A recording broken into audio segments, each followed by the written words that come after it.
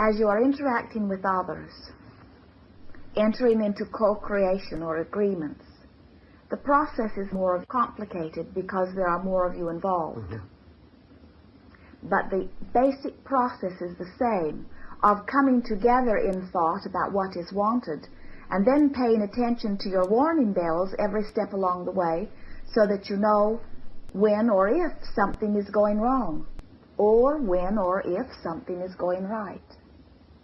So many of you, as you are in your physical bodies, are wondering why you are here. What is the purpose of my life experience, you say? You have come forth into this physical body, into this physical dimension, because you know you are creator and you are wanting to express that in physical dimension. Your work here in this physical dimension is to define or decide or discern what it is you want at any point in time, and then by the power of your will or your ability to focus upon that which you want, attract it to you. When you are thinking a thought, but you are not particularly excited about it or emotional about it, your thoughts do not have great attracting power. You are sort of banging it out in the physical. But when you give thought that brings forth great emotion, now you have accessed the power of the universe. When you are explicit in your thought, then the emotion comes forth. And so your work is to sift through the data of your environment until you are clear about what you want. That is as simply as we can state it.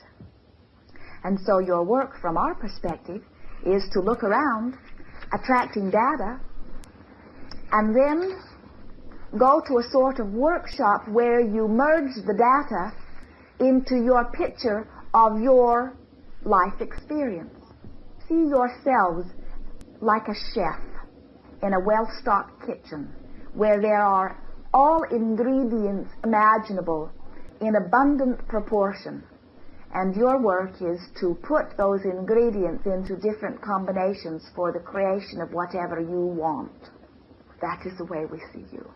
And so our encouragement to you is to wake up every morning intending that as you move through your day, you will look everywhere for things that you want. In other words, to collect the data. And then once a day, go to a place where you will not be interrupted by others, where you can begin to daydream or merge those pieces of data into a picture of what you want. Now, the beauty of that is that you will be able to create a picture of what you want that is so explicit that that will then be your point of attraction. But most often you are in a negative workshop. For example, we see you sitting at your desk to pay your bills, and the stack of bills is sometimes taller than your stack of money. You are filled with negative emotion as you have the feeling there is not enough money for all of the things that I need, and certainly not for the things that I want. And you say, in great depression or in great disgust or even in anger, I need more money. Things are very hard. You are in a negative workshop. You are giving thought and you are feeling great emotion. Now, whether it is positive emotion or negative emotion, you are in a workshop. Positive emotion means you are in a workshop creating what you want. Negative emotion means you are in a workshop creating what you do not want. If you were willing to spend 30 days letting your dominant intent in every day be the attracting of things that you like, in other words, go to the stores where the things you like are, go to the places where the automobiles are that you would like to drive, drive through the countryside to see the places you would like to live, watch those who are famous, who are prosperous, watch those who have the personality you seek, watch those who have the health and vitality that you seek, watch those who look and walk and feel the way you would like to look and walk and feel. Let your dominant intent be to see things that you want. For then and only then will you have sufficient data to work on in your workshop. If you have set forth the intent to solicit forth that which pleases you, you will become a selective sifter, and you will not notice so much that which displeases you, while you will notice that which pleases you. And then your workshop sessions will be very productive. In 30 days, you will have a new life.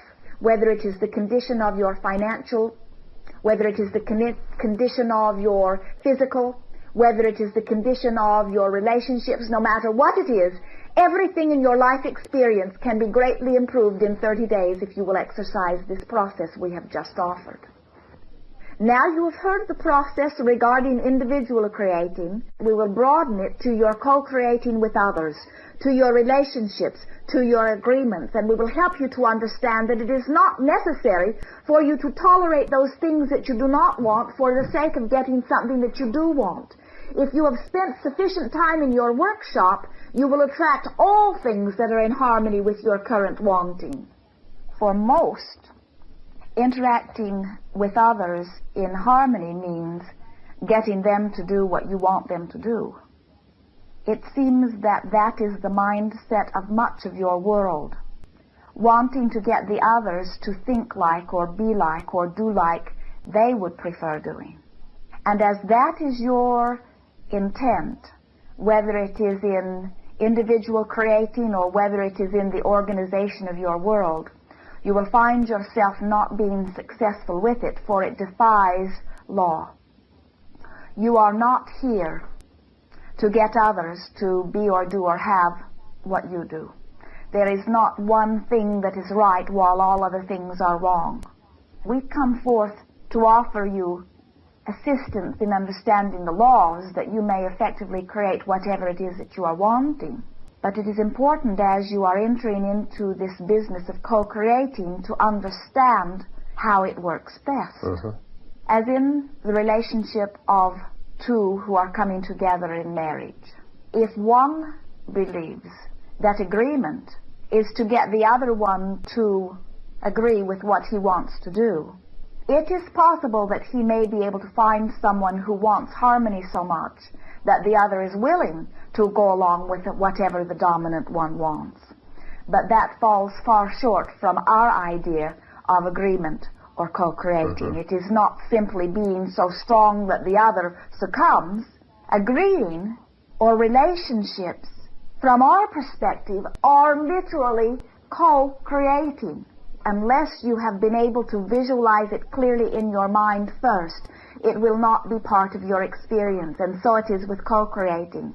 The individuals involved must be able to visualize the relationship, and through continuing communication, they will help one another to see what they individually see. But the real co-creating begins when all members of the agreement come together to discuss or literally form through images and words their picture of what they are wanting this agreement, this partnership, this relationship, this co-creating to be. All who are involved must participate.